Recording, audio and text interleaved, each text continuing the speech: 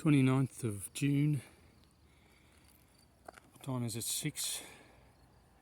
7:30 in the evening here, but sun's still up till about 9. I'm in my favourite spots, the top of the Montello, Maria della Vittoria. It's called Maria della Vittoria. If you can look it up on Google. I've done heaps of films in this location. It's the memorial church built in the 20s for the First World War. Dead. Died here, beyond that tree line there, along the Piave River. We're seeing, I've just been focused on the war when I talk about the First World War here, on who was fighting who. Hungarians, Austrians, against the Italians. It's the Italian front.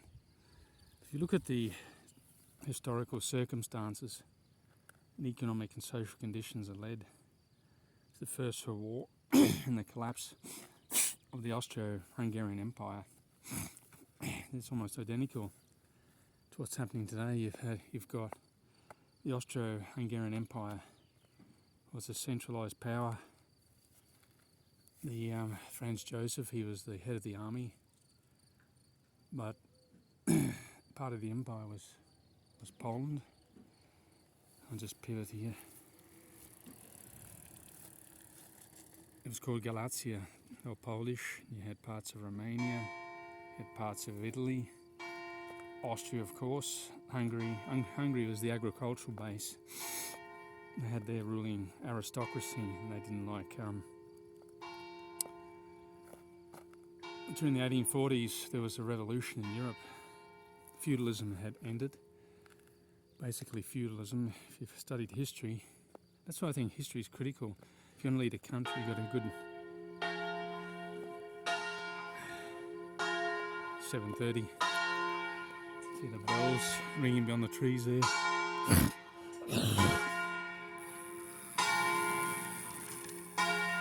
Just get a better view of it.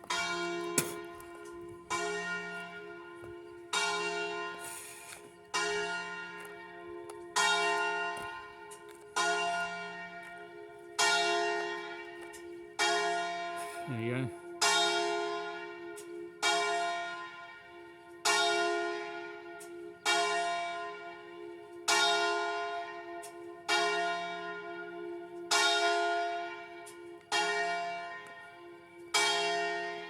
Anyway, I'll keep talking.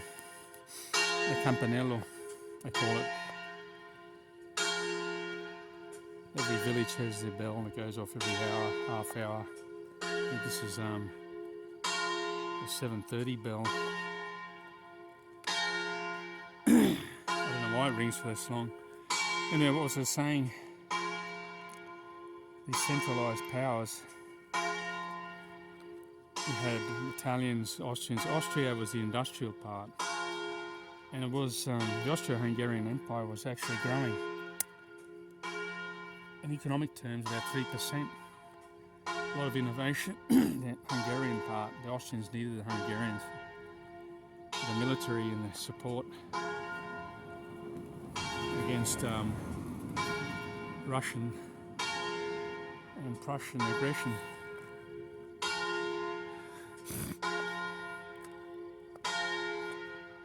I think these bells will stop in a minute. Let's keep ringing.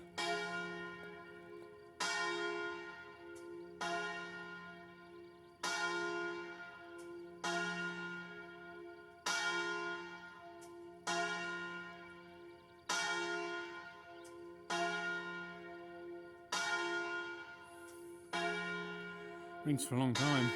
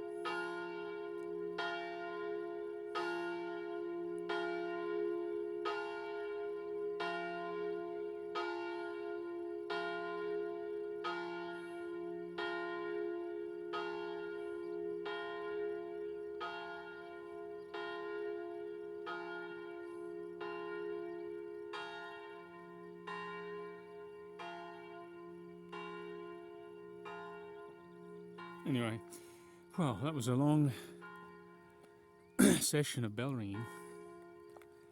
Yeah, what was I saying? Yeah, anyway, there were a lot of countries involved. The agricultural part was Hungary, and they felt they didn't like the much change in the economy because they didn't want any industrial power to threaten their position. Which instead in Hungary, in Austria, there's a lot of industrial production there. So if you stayed in the empire, it was pretty productive, but each region had pretty much their own autonomy. Like the Galicia region was Poland, very poor, and sometimes it was like they had shortage of food there quite often. But in the end, to cut a long story short, the empire collapsed because everyone wanted independence. Franz Joseph died, he was 86 in 1916. And Charles I was a Hungarian. He couldn't maintain the fighting in the First World War. He had it when the Americans entered. Roosevelt had an interview with him, or a meeting. I think he convinced him to give up. So the war ended abruptly in 1918 and the empire collapsed. So you're seeing, so you had a centrally controlled government who tried to maintain power. That's why everyone went to war, because the Serbians hated the Austrians. It was an independent movement, and the Italians didn't particularly like them as well. Although this part where I am here, there were a lot of supporters of the Austrian aristocracy. They had a yellow and black flag with the Veneto emblem, the Austrian eagle, imprinted on it. That lasted nearly half a century, from 1815 right up to 1866. So there were Italians, the people that lived here, the Venetians, they wanted their old republic back. They voted at a referendum in 1866. They won, but the vote was corrupted as usual, stolen from them.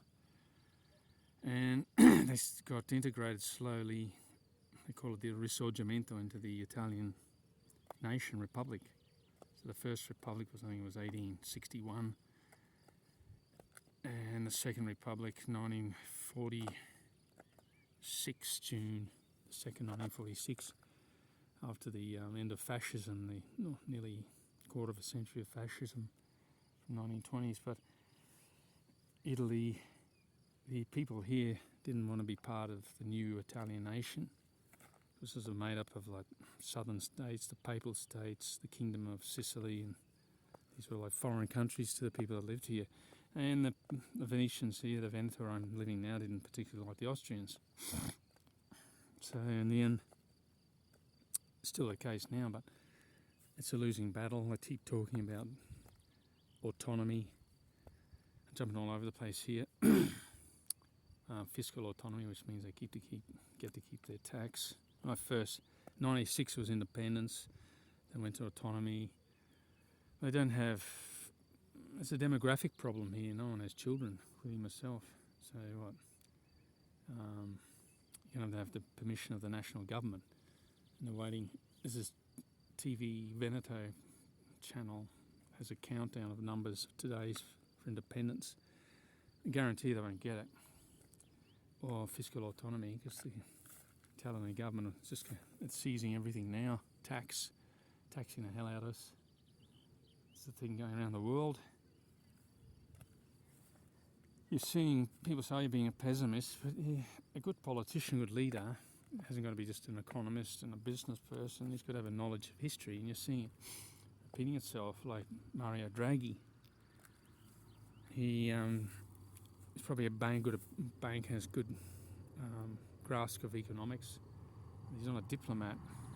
He doesn't know how to deal with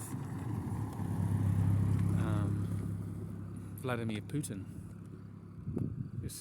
Russia's got a 1,000-year history, and this was planned 10 years ago. Italy's just 150 years old. It's formed in, we could say, less. in 1918 when all the states in Italy finally integrated into the one Italian Republic.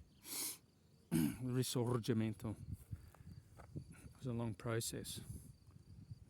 Russia's been around 1,000 years. They've fought so many battles. They were, out of all the human race, the ethnic group that suffered the most by far. 20 million people killed. I think not including the soldiers, just civilians. The Second World War, everyone thought they were beaten. If you have any knowledge of the Second World War, the Germans just took millions of prisoners, used to rape and burn villages down. But any other nation, I think, would have surrendered and given up. The Russians just persevered. They did the same thing in the First World War. Famine, the Civil War against the White Russians, and the communists, the Bolsheviks, and Napoleon invaded, and they did the same thing there. They lost nearly every battle, but they retreated, reorganised, and they came back. So Draghi doesn't have a clue what he's dealing with, I think. And it's just happening again. You know, most people have got no idea where probably Ukraine is and the history of it. And the war's been going on there since 2014. No one gave a hoot until it became a trendy issue. Anyway, the West is losing badly. And as usual, the ordinary citizen pays the price. Because the political class, the ruling class, are well off. Inflation doesn't really affect them if they've got like 5 million in assets. You might have 50% devaluation of the currency. They keep 2.5 million. But you and I, we see it. Even if you ask a politician or these well-to-do people how much basic food items cost, they wouldn't have a clue. And we're seeing the unravelling now. We're in very uncertain times, probably dangerous times as well. A lot of people here are walking around, got their head in the sand. They don't know. They know something's wrong. They don't want to know about it, or they choose to ignore it, or they try and maintain, like in Italy, the leisure lifestyle. But I don't think the grandparents would know what like the shortage of food was and what to go without felt like. You speak to someone who's more than 90, it was like 15, 13, 14, 15 at the end of the war. They're in their 90s now. They're few and far between. They're the people that really had an idea what shortages were. No one else has really, 95% of the population, more, 98, has never experienced shortages, food, services and what have you, and it's going to happen again, I'm afraid. I'm just maintaining my health. That's probably the most important thing to look after. You often hear of these well-to-do actors, got millions, haven't looked after themselves. Like an example, banal example, Ray Liotta, famous American actor, millionaire, died suddenly. He was very, in modern terms, pretty young, 60 years of age. Anyway, I'm going to cut this short. The bells occupied most of the this segment, and when I feel like it, I'll do another one. Till next time.